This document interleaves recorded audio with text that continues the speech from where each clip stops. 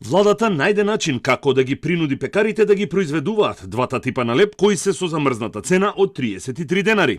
Донесе одлука со која се наложува тие дневно да произведуваат и испорачуваат 80% од количината на овие два типа на леб кои ги произведувале во декември минатата година.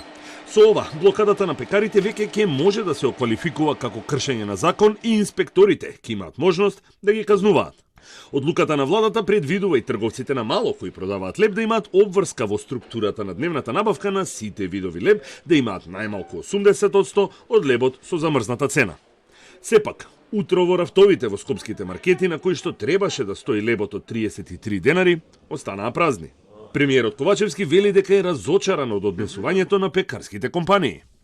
Веќе донесе дополнителна одлука со која што ги обврзува компаниите 80% од количините кои ги произведувале во декември да мора да ги произведуваат и сега и да ги доставуваат до трговците кои што во моментов не сакаат да произведуваат ваков тип на леб, се всушност компаниите кои што ги добија и најголемиот дел од субвенциите за ефтина електрична енергија од 80 евра мегават час.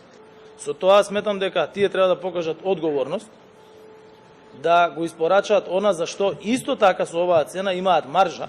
Ние тоа го кажавме и на пресконференцијата, дека првин ќе настапи замрзнување на цената на овие основни прехранбени производи, потоа ќе бидат искористени и други мерки.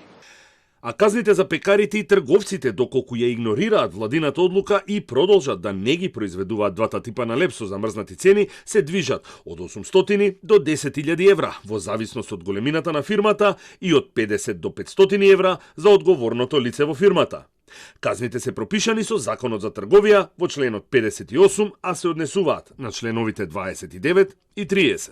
Премиерот Ковачевски соопшти дека не се исклучува можноста да се донесе одлука за замрзнување на цените и на други основни прехранбени производи. Владата во вторникот донесе одлука со која ја замрзна цената на белиот и полубелиот леб на 33 денари, а пекарите како одговор на одлуката престанаа да ги произведуваат и испорачуваат овие два типа на леб.